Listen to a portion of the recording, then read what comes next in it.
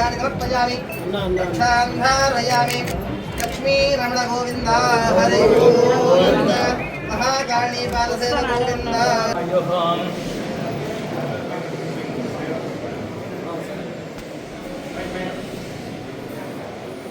विजय प्राप्त सिद्धिरस्तु सिद्धिरस्तु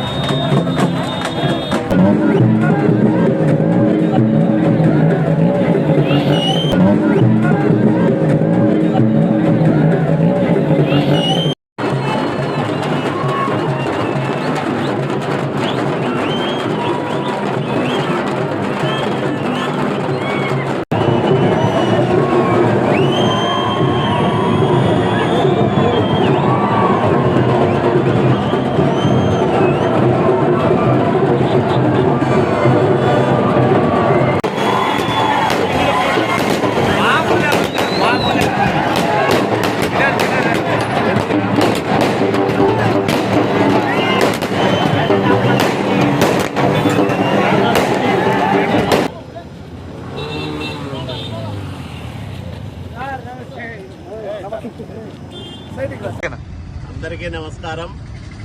ఈరోజు రాయదుర్గం నియోజకవర్గ రాజకీయ చరిత్రలో కనీవిని ఎరగని రీతిలో ప్రజల మధ్యన రోడ్ షోగా వచ్చి రిటర్నింగ్ అధికారికి నా నామినేషన్ పత్రాలను దాఖలు చేశాను.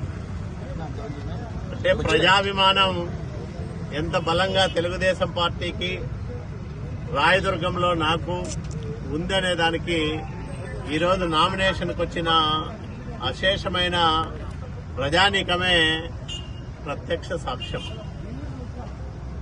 ఎర్రటి ఎండను లెక్క చేయకుండా మండే ఎండలో ఉరికే ఉత్సాహంతో రోడ్డు పొడవునా కేరింతలు కొడుతూ జేజేలు పలుకుతూ విజయీభవ అని దీవిస్తూ ముందుకు సాగిన తెలుగుదేశం పార్టీ శ్రేణులైతేనేమి, అట్లాగే జనసేన నాయకులు ప్రతినిధులైతేనేమి, భారతీయ జనతా పార్టీ నాయకులు కార్యకర్తలైతేనేమి అందరూ కూడా ఎన్డీఏ కూటమి అభ్యర్థిగా నన్ను బలపరచడానికి, నాకు తోడుగా నిలబడడానికి, నా గెలుపులో వాళ్ళు తమ వంతు బాధ్యతను నెరవేర్చడానికి ఈరోజు మూడు పార్టీల వాళ్ళు కలిసి వచ్చారు, కదిలి వచ్చారు.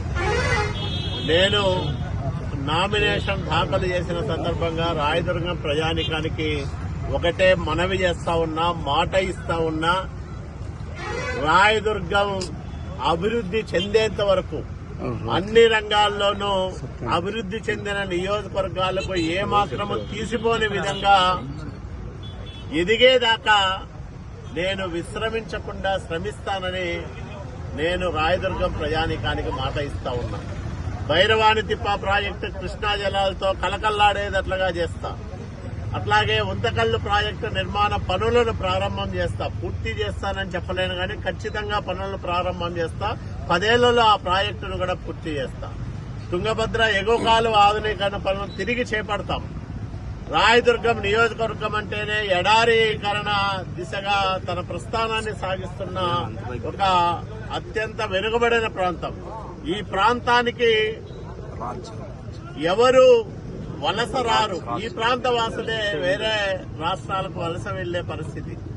ఆ దయనీయ పరిస్థితి నుంచి రాయదుర్గానికి పూర్వ వైభవం కల్పించడానికి, ఈ నియోజకవర్గంలో 1,00,000 ఎకరాలకు సాగునీరు అందించడానికి కఠోర శ్రమ చేస్తా. మా నాయకుడు చంద్రబాబు నాయుడు గారి ఆశీస్సులతో ఆ లక్ష్యాన్ని సాధిస్తానని కూడా ఈ సందర్భంగా ప్రజలకు నేను మాట ఇస్తా ఉన్నా.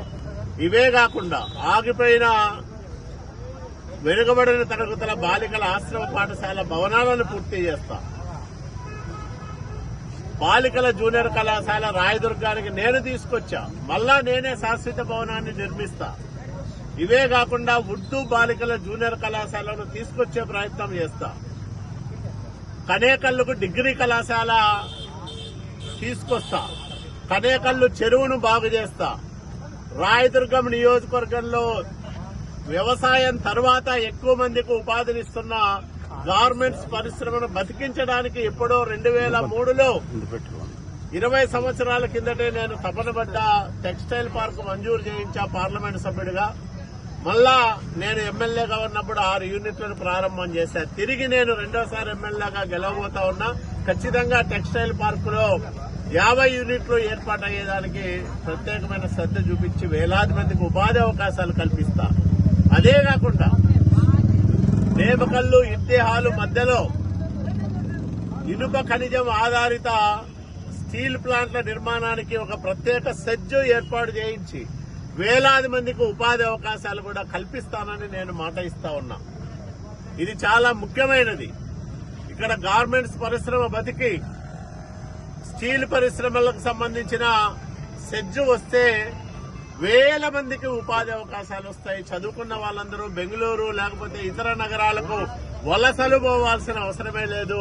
ఖచ్చితంగా ఇక్కడే ఉపాధి అవకాశాలు మెరుగుపరుస్తానని కూడా నేను మాట ఇస్తా ఉన్నా. ఇవే కాకుండా వైద్య